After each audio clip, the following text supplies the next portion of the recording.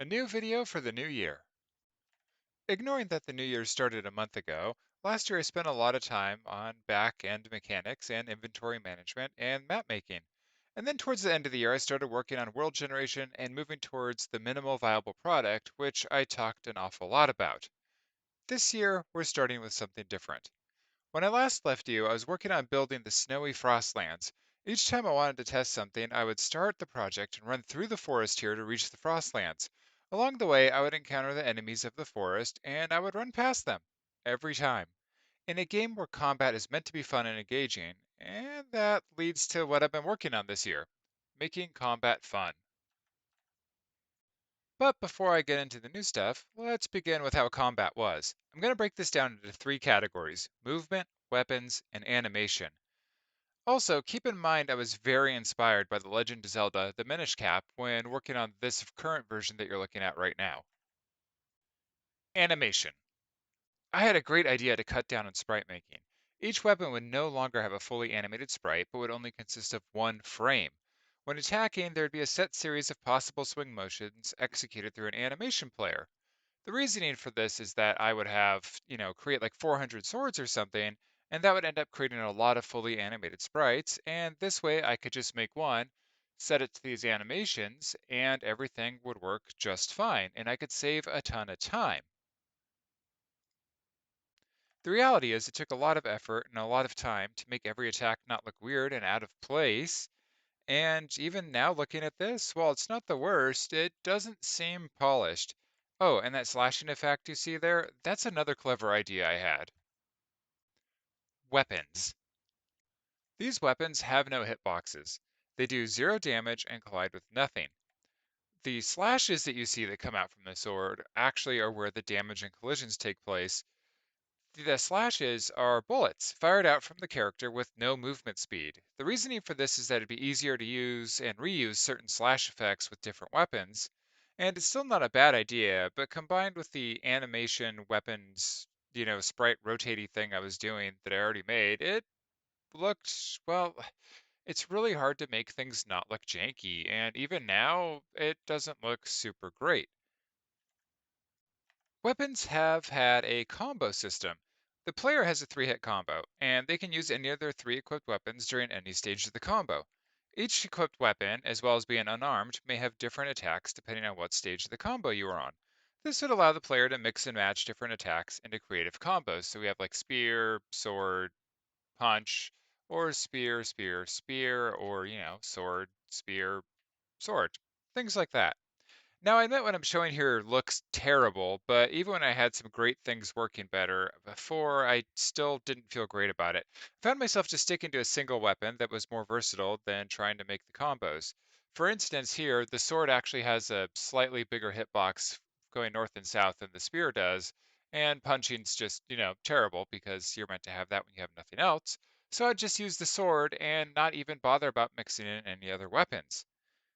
Now, I found myself also just sticking to one weapon because there wasn't any reward in finding a good combo, so I didn't even have incentive for using anything other than the sword.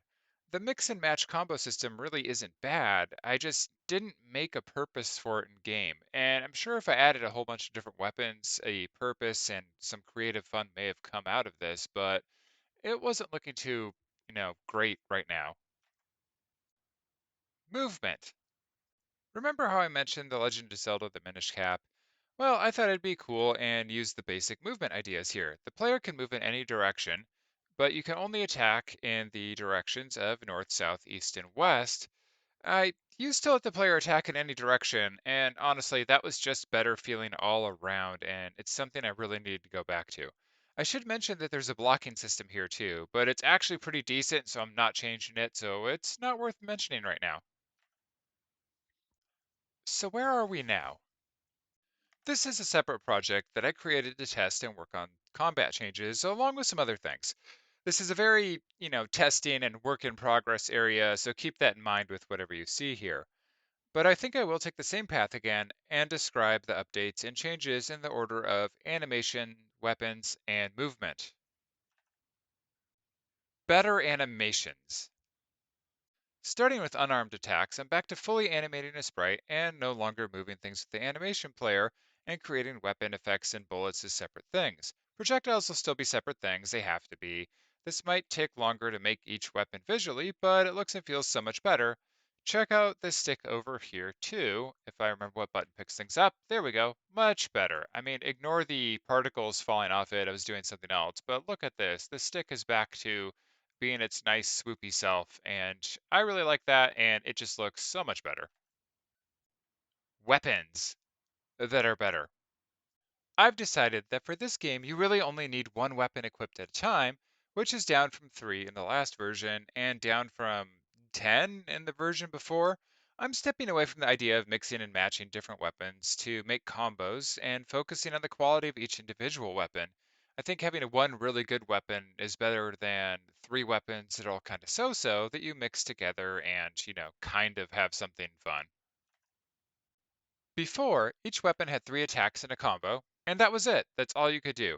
Now, for one thing, is you can throw weapons, and that's the animation for that right now. This allows you to hit distant targets, or you can just throw away weapons that you don't want. Certain weapons will, of course, be more suited for throwing than others.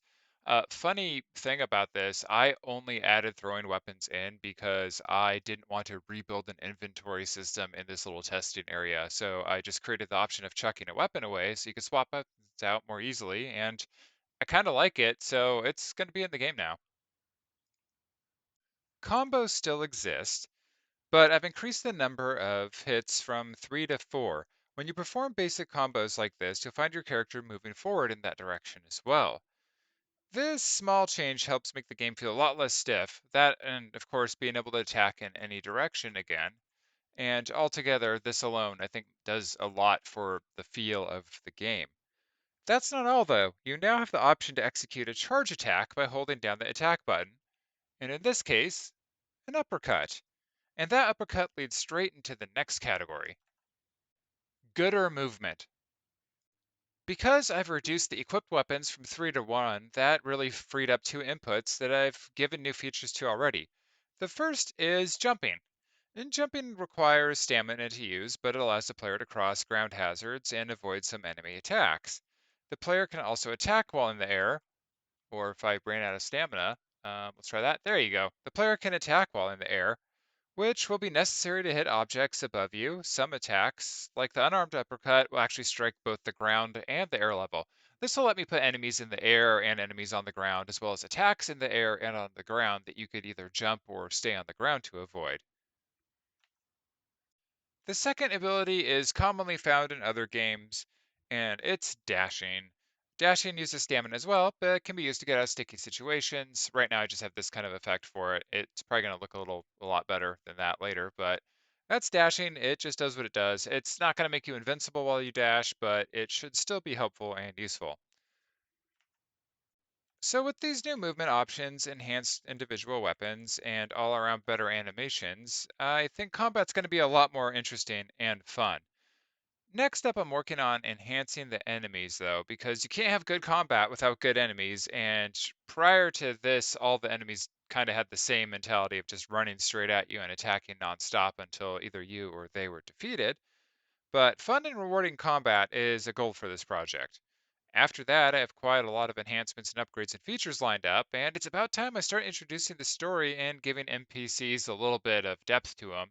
And frankly, it's time to start putting some real character into this game. But I'm getting a little ahead of myself, so I think it's time to draw this video to a close.